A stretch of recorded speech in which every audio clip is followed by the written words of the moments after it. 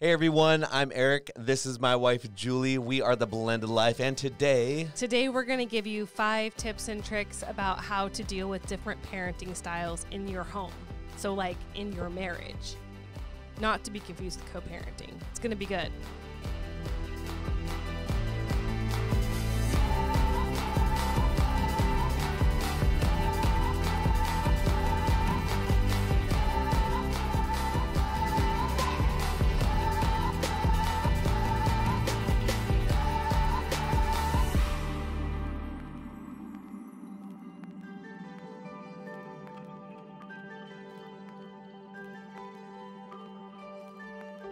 Hey you guys, welcome back to another episode of The Blended Life. So we're going to talk about different parenting styles, and not co-parenting, but actual different parenting styles in the home. So between you and your spouse, chances are you guys do not see eye to eye on how you're raising the kids, how your stepkids are being raised, how maybe you don't like how your spouse is interacting or not with your children. Maybe you feel lost as a bio parent because you don't feel like a teammate with your spouse. There's a lot that goes on in a marriage, and I think this is one of the reasons why blended family marriages split up. I know, it's you a tough mean spot. to tell me I'm not the only one who feels like this? No. Yeah. So what do you think about different parents? I mean, we are going to give you guys 5, I don't know if there's steps, but 5 things, 5 tips and tricks to help you break free from the rut of different parenting styles in your marriage and in your home. But what do you have to say on this subject? I feel like you have a lot to say. Well, you know what? I had an epiphany the other day. And Last night or the other day? No, it was the other day. We were talking, actually, one of my buddies. I had a meltdown last night. Yeah. Another day, another meltdown. It's here. It's not true. I know. But I was thinking about it, and I actually talked to a counselor about it, or what would you call her? Our therapist. About different parenting styles? You failed to tell me this. Well, because I was saving it for this podcast. I'm like, goody. I know. I get to find out. No, it was an epiphany, and I had it the night before, and we were sitting there talking about something. She's a therapist. And she's a therapist. A licensed therapist. And you are? A coach. A certified coach. Life and health coach that certifies in blended families. I'm back in doing mastery, so I'm going to have more certifications here soon. You're just going to be a master of it all. Okay, continue. I'm so excited to hear what your therapist said. No, it wasn't what she said. It's what I said, and I told her. Fuck the therapist. What did you say? Hang on. It's too early in the podcast for these words. So I had this epiphany about parenting and parenting styles, because you and I discuss parenting a lot. It's something that comes up, and it's like, those are your kids, these are my kids. I'll parent one way, you parent the other way, and so on and so forth. And, you know, it's one of those things that you have said quite often, you know, and it's no secret that we parent very differently, that you respect the way I parent, I respect the way you parent, and that's just the way it is, right? I don't think it's about respecting how each other parents, but I think it's more about, because I think that's the problem. I think that there's a problem that we don't really respect sometimes how the other person is doing in parenting. Like we would do it different, right? But we do respect each other in the sense that you are the bio parent, you know, and your child has a mom, and you two have final say. And so there's a respect for the roles. Right. You know, there's a respect for the players. Yeah. And it's about, like, so you respect that, because if I create problems, I still have no power. If I get mad, I still have no power. Okay. I come at you, you're not going to be like, oh, Julie. Sometimes I do. Sometimes you are very. Thank you so much. I was lost and now I'm found. Right? Like, that shit doesn't happen. Isn't that a song? Yes. I'm sure you were listening to it on the way here. But anyway, so yes, we respect each other's. Yes. Right. in a sense. So you kind of hit on some things right now. Oh. You're talking about roles, but as roles, you're talking about me being the role as a bio parent. I think the epiphany that I had that is a much bigger role than that is that I am the dad. I am the male role model in our home. The father. Oh my gosh. Father figure. Yes, father. I'm going to call you father All right, figure. you're There's ruining songs my about that. epiphany. Sorry. My epiphany is that even though we respect one another's place in the family, we are also, at the end of the day, because you're also like, well, we could never have an ours baby. We could never. You We're too different. imagine? I could. And the reason being, hang on, I'm going to have to bleep you out. No, I'm just saying it wouldn't be, it would be fine. Dying. And it's because of my epiphany that it would be fine. Because here's my epiphany, that my role, not only as a bio father or bio parent in the household, I'm a father. I'm a man. I am, and you are the woman. And our podcast sucks because of you and your lack Your of epiphany is that humor. you're a man and I'm a woman? And we're wired differently. We have well, different parenting true. styles, and we're supposed to have different parenting styles. If you and I have the exact same parenting style and we parent the same way and we play the same roles in our household, our roles are screwed up. I shouldn't be the soft, kind, nurture, loving mother in our household, or you just talk. Sorry. No. I don't disagree, but here's my question.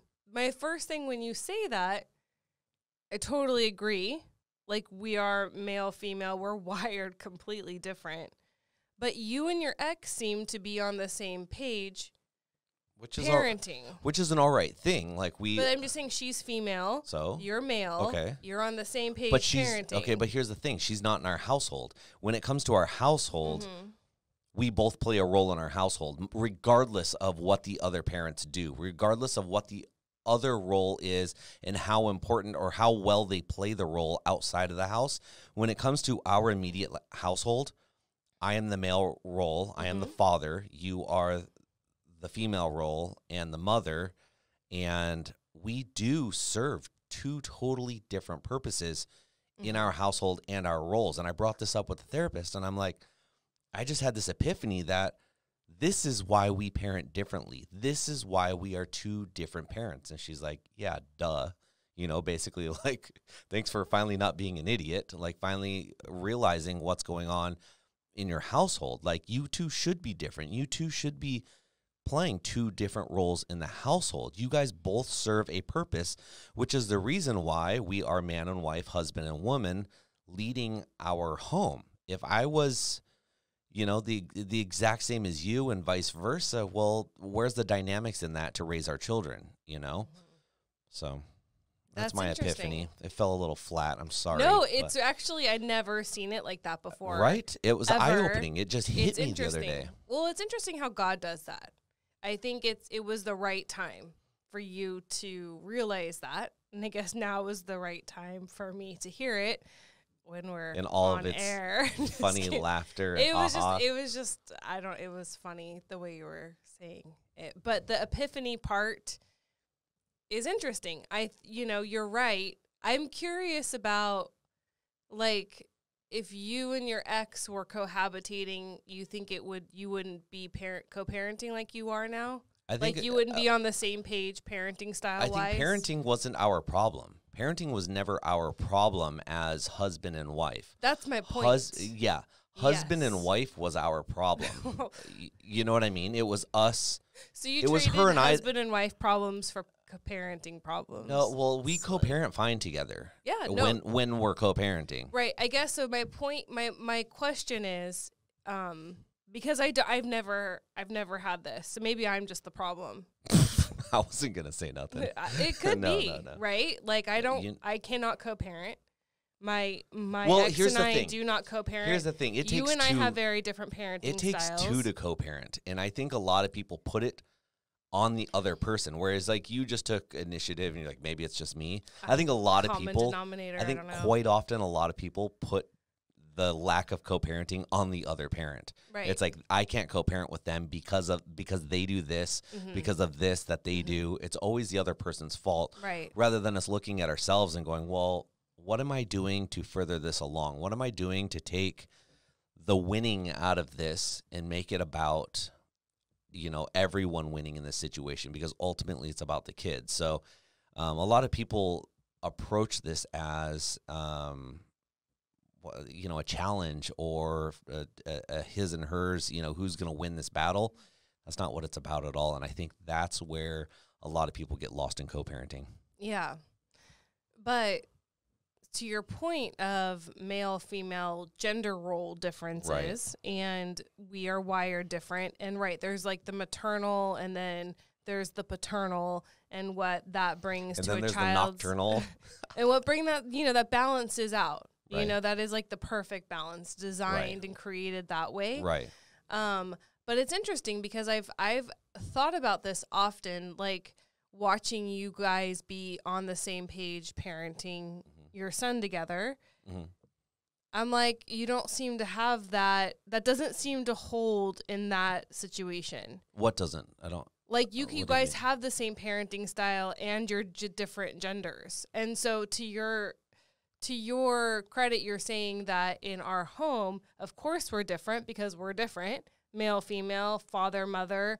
It's just different. But when you guys parent, it's like, it's never lost on me why you guys had kids together or a child together, because you guys are very like-minded when it comes to how you raise, each other, how you raise your son. It's a very like-minded thing where we are just not like-minded at all. So, do you know what I'm trying to say? I know what you're trying to say. I hear you, but no. You hear the reason, my life. No, yes. Because the reason I say that is because you hear me. Yeah, because you hear us co-parenting. Yeah. And we have the same values for our children or for our child.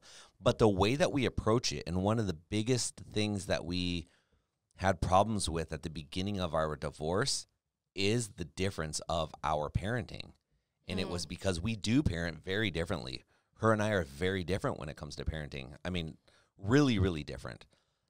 But at the end of the day, we have very like-minded values. And we both have the same sorts of goals and wants and, I guess, dreams or whatever for our kids and how our kids should be. So we were able to get on that same page and find a common ground.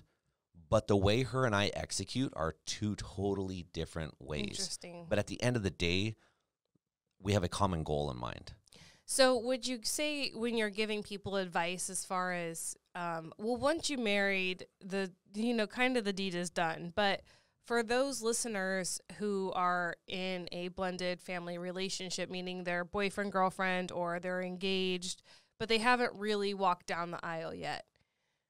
And we can speak to, and a lot of other blended family married couples can speak to how hard it is, how much harder, like marriage is hard, kids are hard, teenagers are just the hardest.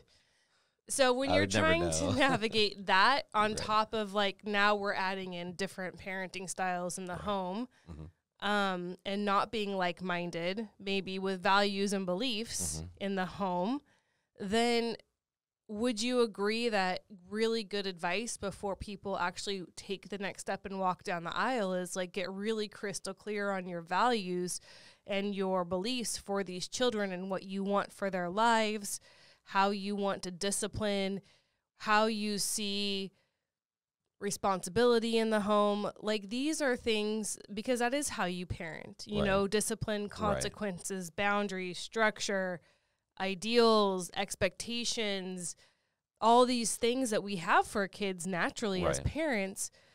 If you can be on the same page as husband and wife in the home, right? Wouldn't that be like good advice? Like, so it's like home shopping, you know. It's got, I feel like parenting and co-parenting and parenting with the new spouse, you know, in a blended family comes down to like buying a house. You need to put all of your wants and needs and you need to put them in order, and they need to be check boxes. So prioritize them? And prioritize them. But there's a good chance not every single one of these are going to match up with the other person. And you always have to ask yourself, is this a hill I'm willing to die on? Is this something that I can live with or without? Do I absolutely need this? Can I live without this? You know, how important is this to me? Yeah. Yeah. So if you haven't gotten married yet and you're in a blended family situation, because it's much harder when you're married to try to work backwards. These are conversations Eric and I did not have before we got married. We talked about who would do dishes and who would take out the trash and money. You know, we talked about so many things, but we did not really sit down and discuss how raising these kids was going to look. We were together. idiots. We held off on blended life until after we were married to be politically correct. Because you had this dream of blended life. Yeah. A couple years before we ever got married. Yeah. It was like, no, hold off because it won't be right. But I'm like, you should have started it ahead of time. We should have started because there's so much that goes up into it. There's a lot of questions that get asked way before a blended family is ever married together. There's a lot of things that should be discussed. Right. And I think parenting styles, responsibilities, expectations, what everyone's comfortable with when it comes to being a step parent. And, you know, even what is your spouse's expectation? I should have asked you before we got married, as a stepmom, what are your expectations? And you probably would have said, I don't know, because it's really hard. I'm not a stepmom. But, you know, it's something to really sit and think about because it will affect your marriage. How you parent affects how you show up as a spouse. And so let's talk about if you're in our situation and now, you know, we're so far into it that, what did you tell me last night? What did I tell you? It's an uphill battle now. Oh, it's an uphill battle. It completely is. After I mean, we you're have so far into it. Yeah, we have gone so far into this, and we're not even that far, but we are. But our kids are mostly teenagers, you know, trying to break habits and behaviors and everything. It's not something that can't happen, but it's an uphill battle from here on out. So all we can do is start right here, right now, at this time, and work on that. Is it going to be perfect? No. Is it going to be easy as if we would have started when they were little tiny kids? No, it won't be that easy. But it's never too late to start. Right. And what does Eric always say, even though we're really horrible at it? No. What do I say? You tout communication, but communication is like the weakest point in our marriage. I don't believe so. I believe so. I think that Would you like me to say why? No, I don't think well, I don't care, but I think that the reason why it feels like it is such a weak point in our marriage, it's because it's a very hard thing. And I think it's hard for anyone. But when at the end of the day, when you're talking about sensitive stuff, right? I can talk to you all day long about my issues with my friends or my family or my struggles with work and school or life or even with my own children. I can talk to you. I feel very open and safe to come to you with anything that doesn't have to do with your son or yourself. Yeah, but once we get talking about this stuff, that is game over. Like, I can't talk to you. Well, those are long, hard conversations, and they take a lot of work. They are not easy conversations. Right. They take a lot of work. So is communication a weak point in our marriage? No, I don't think so. I think that we communicate quite a bit. Is it a hard thing? Oh, absolutely. It is. It is, you know, it's like running a marathon, you know. Is it an easy thing just because you do it all the time? No. Yeah. But it's something that you do, and the more you do it, the easier it's going to get, right? Yeah. You know? So I think once you look at it that way, I think that there's a lot of struggles, but communication is something that we struggle with, but I don't think is a weak point in our marriage. I think it's something that we just work on quite often, and I encourage more people to do that, to have the hard conversations and not be afraid to. And they don't all go great, especially in our household. They are very hard conversations, but they are conversations that need to be had. And even though you see it as a hard conversation or not a great thing, things come out of it. Did things not come out of, like, we had a hard conversation last night about some stuff, but tidbits, we get we get little golden nuggets from all this little mining that we're doing, you know? Yeah, one thing I got out of last night, which felt really good, it was the first hard conversation that I can remember having with you where it got finished. And I think that made me feel a lot better because here's a communication tip, right?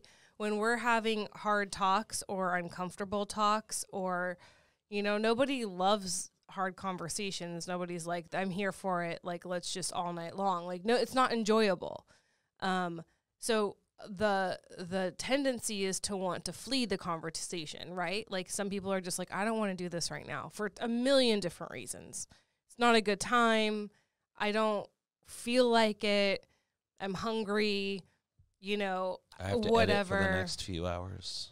But here's the deal. If you don't finish a conversation, then it's an unfinished conversation, which is just, I mean, conversations have to be finished. I feel like, especially when there's no resolve. And I don't even know if there was resolution. There's a difference between finding resolution and finishing a conversation. Yeah, there doesn't have to always be resolution in a conversation. There oftentimes won't be. Because, yeah, there's quite often won't be. But again, if you can find those little nuggets and those little pieces of gold out of those conversations that you're like, this was a gem, I'm going to hold on to this. Right. Those are all eventually going to add up, you know, put that in the bank. Yeah, so 100%. So last night was good because it was a finished conversation. So let's get into... Good for you. I had to stay up extra hours to edit. Hours? We didn't have an hours conversation. Oh, it's like an hour-long conversation. Not about that. I'm just saying. I'm being silly. Oh, now we can joke. Oh, now it's okay to be funny now. At your epiphany. Okay. We're going to talk about... I know. We're going to talk about 5 things to keep in mind if you're in a marriage or a blended family situation in your household and the adults have different parenting styles, and that's creating conflict for you guys. Because first of all, we share with you guys so that you understand that you're not alone. You're not the only one struggling. And that's something Eric had to point out to me last night was... What did you tell me? I'm not special. I told you you're not special. You're not. Like when it comes to feeling the feelings, right? I'm not special. We all feel this way. It.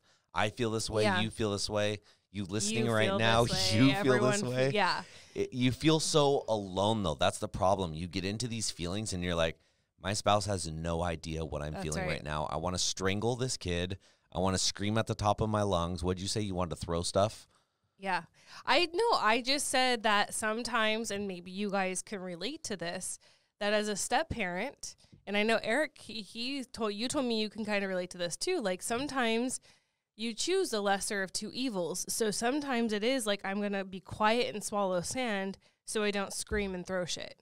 Like that's where I'm at. So like I can either not create more drama and not create problems and just like sit here and let things be, or I am going to insert myself and then we're going to fight. I'm going to be yelling. I might throw, you know what I mean? Like, cause it's so triggering or it creates such an emotion that once you go there, like it's a choice. Like, what is going to serve this family better? Is my losing my shit really going to help you out? Mm-hmm. Are you going to like that?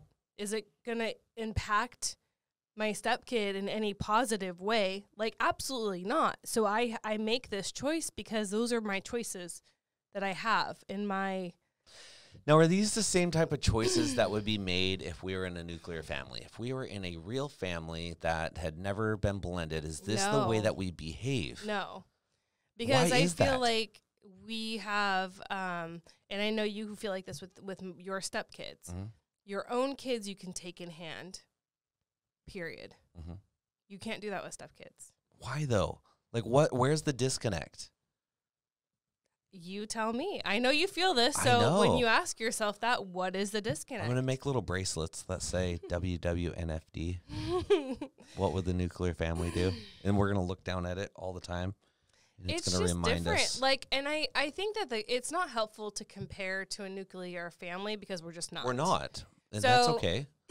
That's right. It's different. And so it's a different set of rules. But how do we come better than where we're at right now? I think that you have to do the best you can do with the circumstances you have.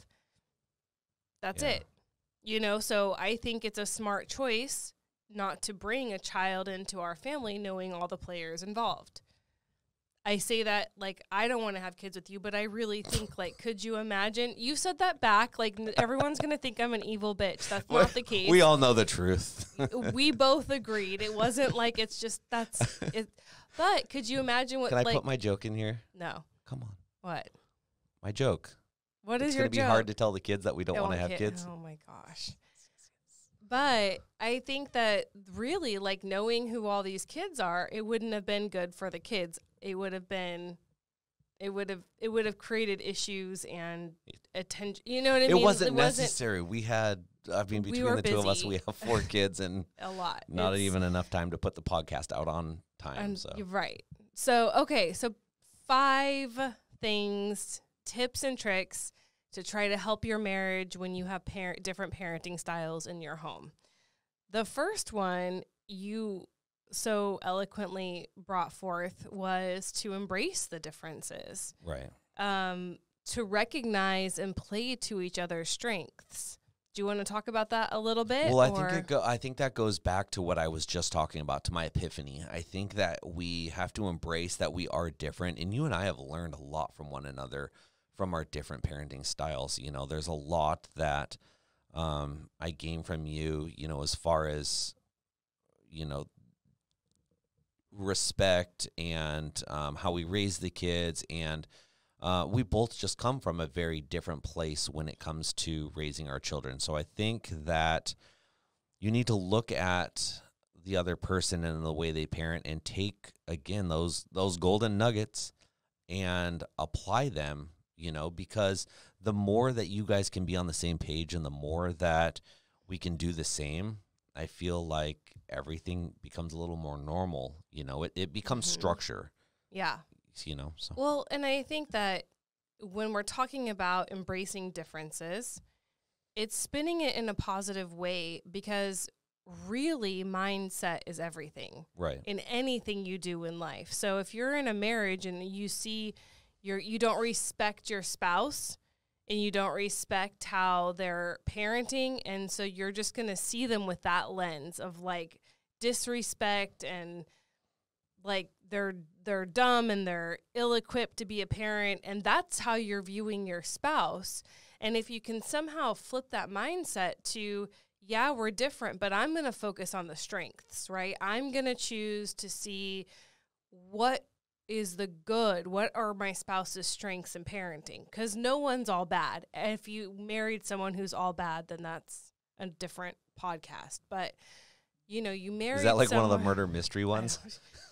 But you married someone and they're going to have good parenting strengths. And so if you can focus on those and see your spouse through that lens, like we all have weaknesses. You don't walk on water. We don't walk on water. We all sink.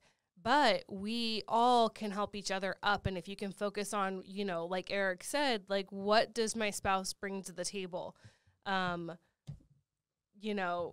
And focus on the good, I think that you see your spouse in a different light and you see them as a strong parent instead of a weak parent. Do you know what I mean? I know what you mean. So embrace the differences. And that also means knowing your weaknesses. Right. As much as you want to point out your spouse's weaknesses in their parenting styles, you have to understand that you are not a perfect parent and you can grow and do better.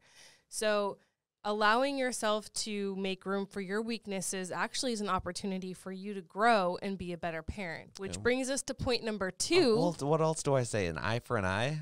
You don't make it an eye for an eye. I don't feel like it needs to be a tit for tat type of thing. Like if you're pointing out everyone else's weaknesses, they're going to point your weaknesses out, and vice versa, and that doesn't feel good. So why are we going to do this? Like, let's keep this constructive. Right. And this is something I tell my clients often, because some clients I have struggle with perfectionism. Yeah. And how boring is perfection? If you're perfect, there's no room to grow. If you are perfect, that's life. Game over. That's life. Good for you. Right. And so by embracing this idea of not being perfect is actually like creating space and opportunity for you to grow and be better and have opportunity for new things and in your become life. more perfect. Okay. Number 2. And it kind of goes along with number 1, but it's learn to be a better parent. What is that? Like, what do you mean learn to become a better parent? I feel like I try to become a better parent and a better husband quite often, but how do you do that? Like, you learn from your spouse. Do you get books on that? You see the strengths in your spouse. Yeah. And you learn from them. Oh, I agree. You're able to identify your weaknesses. Yeah. And you're like, wow, like how can I use my spouse as a teammate and somebody that I can learn from and get advice from? Realize their strengths and use them. Right. I feel like I get strengths from you all the time. I always have,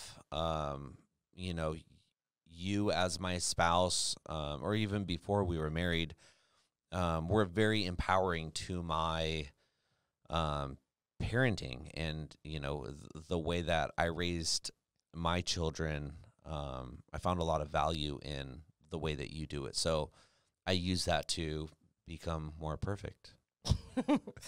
Well, and I just think that if you can be open as a bio parent or a step parent, no matter what role you play in your blended family, if you just take it on with an open mind and open to doing things better, open to accepting mistakes, or open to being able to say, hey, you know what? I probably could have done that better. Right. I'm sorry.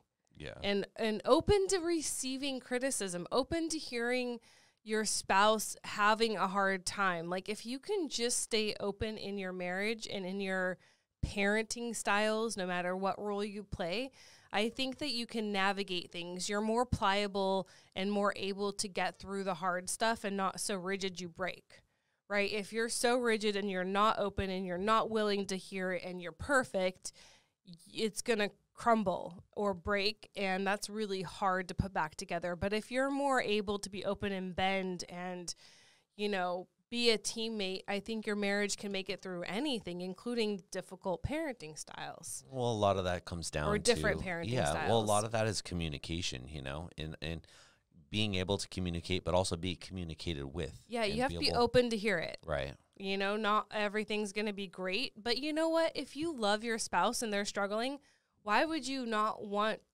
to be there for them to help them through and hear? Because I promise you, if you're not going to be that person, someone else will. And that's, is that what you want? We were created for connection. We weren't created to do life alone. And so if you're unwilling to have the tough conversations and to love your spouse and hear your spouse, then someone else will, Amen, So sister. be open.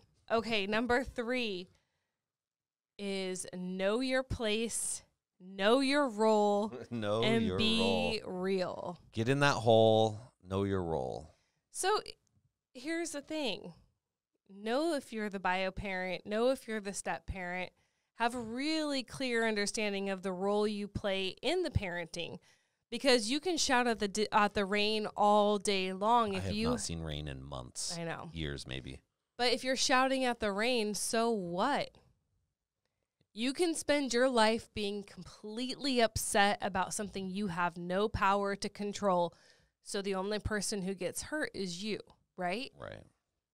So here's the deal. Guard your heart. The Bible tells us this. God tells us this, to guard our heart. It's just because some things that if we lead with our heart and we're always emotional and always disappointed, then it's a really up and down, back and forth, all over the place relationship. And when you're a step parent, the truth is you don't get final say.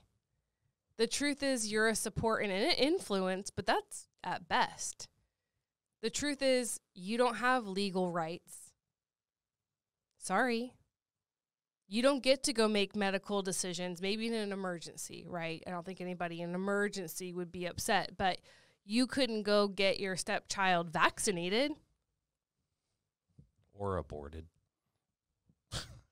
So it's just one of those things. I think that where step parents get tripped up a lot is that they're forever disappointed that they don't have a say and they don't have more power. and you only have as much power as you're given as a step parent. And really, even if, so this is funny, and I'm just going to say this, even if you gave me all the power, using that power is tricky because it always bites you in the ass. It always creates problems. So it's even like it's untrusted power. You know what I mean? So be real with what is and adjust your expectations accordingly. Like if you're a step parent, if you're a bio parent, whatever it is, a co-parent, like know your place, know your role, adjust your expectations, guard your heart, and it'll make it all a little bit more palatable, if you will. If I may. Mm-hmm. I Do you have like it. anything to add to No, that? I really like that. I'm still laughing internally from my joke. About not wanting kids? No. Well, that joke too. What joke? That you can't make the decision to abort your stepchild. Oh my gosh. I'm laughing internally still. Don't you have a fire station joke too? Yeah, probably. I have lots of jokes. I have lots of jokes from all makes, models, All right.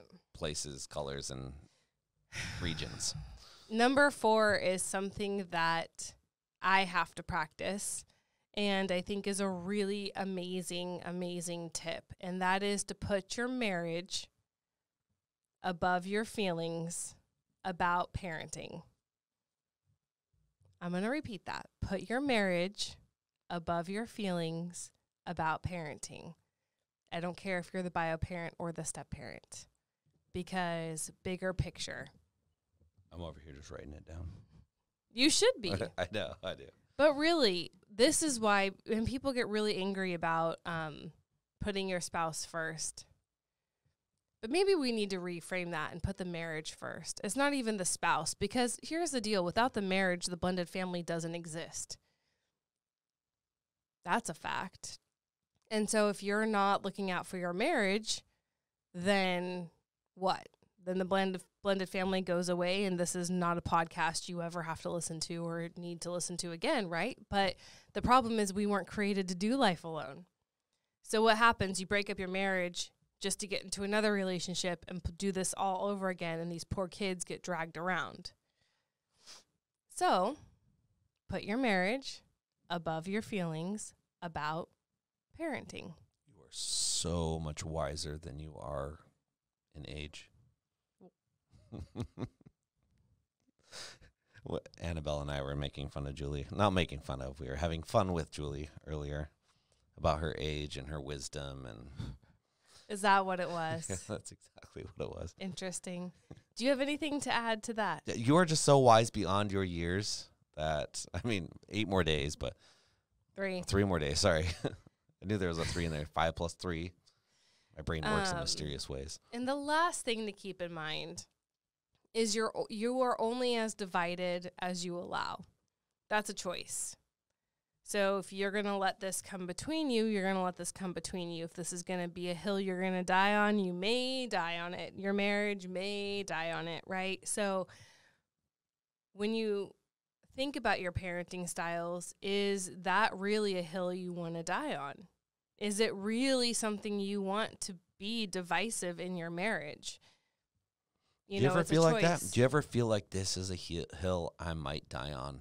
Like, I feel like you get to that point quite often without saying it, and then the discussion never happens. But you're like, I want to die. Yeah. Sometimes. Yeah. Yeah. Yeah. Sometimes. I would say that with all relationships. I would say that with my own kids. Sometimes I feel so upset that, yeah. You're a very emotional being. Yep. You're a It's true. force It's how of I was force built. a lot of people say force of nature. You're like a force of emotion. Yep. Yeah. It's how I was made. If I could pray the emotion away, God knows I've tried. It's just how I was made. Not everyone's made I know like a really this. good blended family life coach that could help you. Yeah. Get you a mirror for Christmas. Yeah. Well, I think, again, when you're emotional, mindset is everything. Yeah. And that's, I think, why I went into coaching and am so into, like, I love therapy and I love self-help. Well, it's why you're good at it, because you're passionate about it. You understand it, and you're willing to realize and put in the work, and then passing that on to others to show them how to do that and create goodness. That's all it's for. Yeah. And really, life is just one big choice. Everything is a choice. And that's very empowering, because you can choose to be different at any time. You can choose to have a different life at any time, right? Like, you really wanted to quit your job tomorrow, you could choose to quit your job and figure something else out. It may be worse for you, but it could be better. Like, you just have a choice. You have a choice to walk out of your marriage.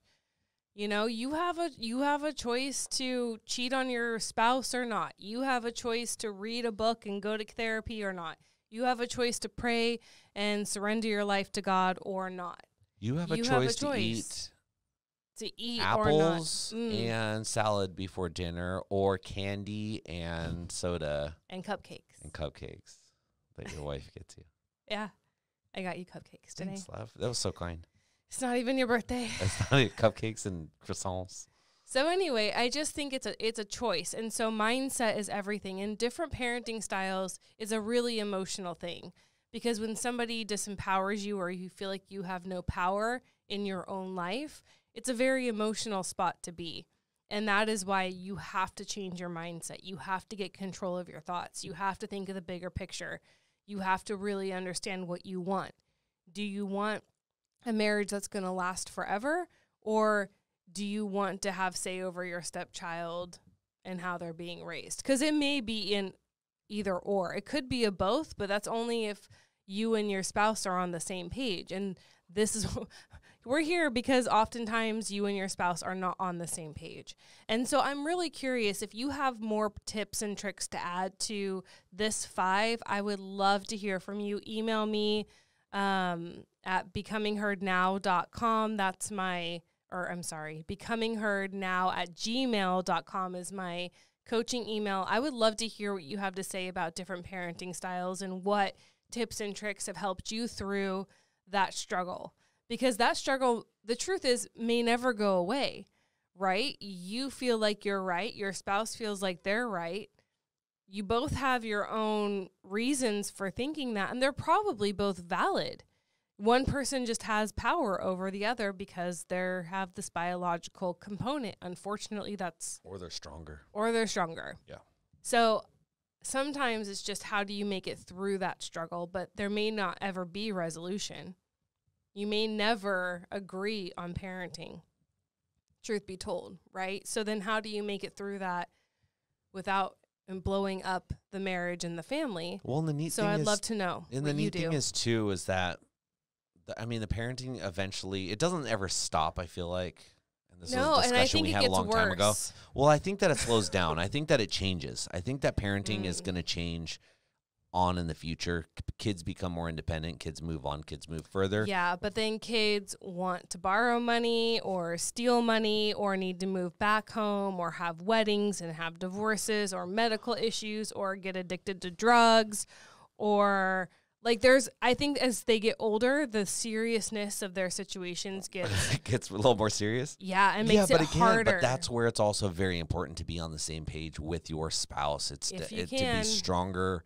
And when those types of things come, if you guys have each other's back and the same goals in mind, parenting style might be different, but one parenting style might be better for a situation than another parenting style. So. Yeah, but what if you approached everything in your blended family by save the marriage first? I wonder. Is that one of those movies you watch on Hallmark? No. Oh. But I'm curious as a science experiment, right? Because there's a shit ton of people who are like, no, marriage not first, spouse not first, kids first. Kids were here first. I would die for my kids. I would not die for my spouse. Right. There's a lot of that. Yeah. And I get that. I mean, that's a very popular way to think. So I'm just curious, though, what if we approached all parenting through the lens of marriage first? Right. Would that change things? Maybe it wouldn't.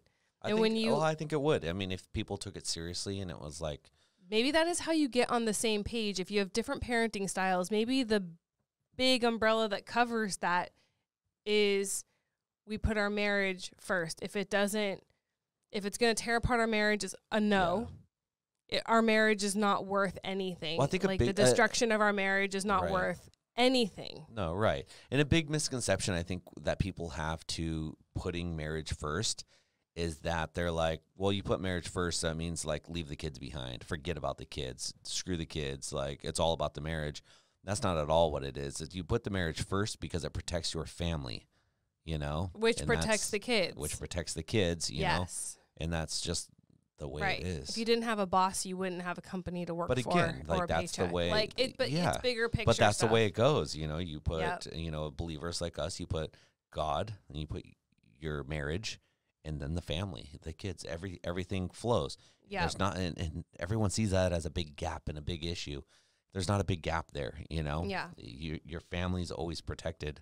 Yeah. When you run it that way. And here's the deal. Like sometimes in the bonus, I always have a bonus now. A bonus. So the bonus. I need a bonus button. You need a bonus button. I have a green button. What's that? Don't. Your favorite.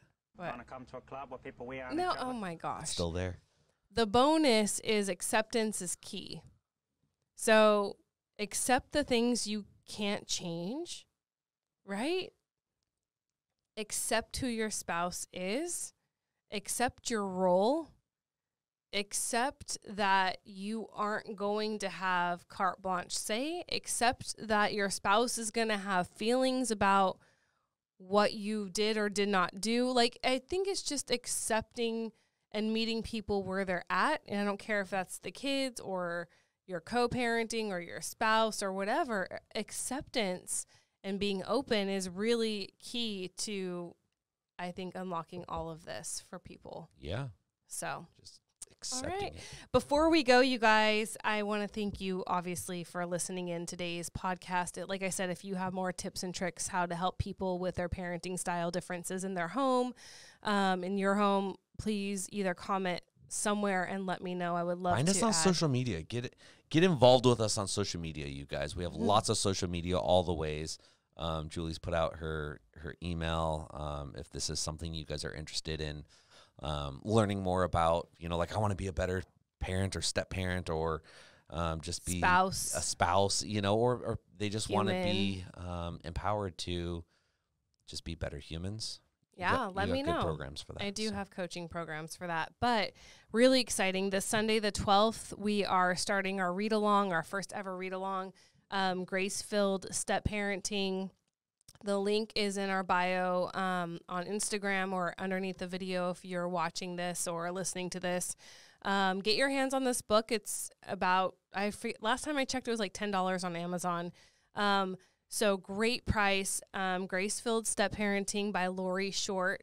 We are going to do 2 chapters a week for 5 weeks. And then Lori said she'd come on our podcast and answer questions and talk a little bit about the book and everything. So I'm going to go live on Instagram every Sunday at 4 p.m. Pacific Standard Time. The 12th, this Sunday, is the first one. Someone asked me how long I was going to be on. I don't know. We'll see how it goes. I don't really have a time limit. I would say 30 minutes is what I'm shooting for. If you guys want to come on, I probably will ask you guys to join me and split screen and we can talk about it. So the first 2 chapters are Sunday the 12th, 4:30 p.m. Pacific Standard Time on Instagram. And we'll be discussing the first 2 chapters. So highlight, write questions, and get in on this. It's going to be fun. I can't wait to meet you guys there. It's going to be fun. Yeah. All right, you guys, thanks for joining us. We are The Blended Life. If you like this, subscribe, thumbs up, leave the reviews. If you don't like it, just pretend like you don't and just move on with your life. Swipe. Just kidding. Thank you guys for being here with us and just making this all possible. We really appreciate you guys. Bye. See you next time.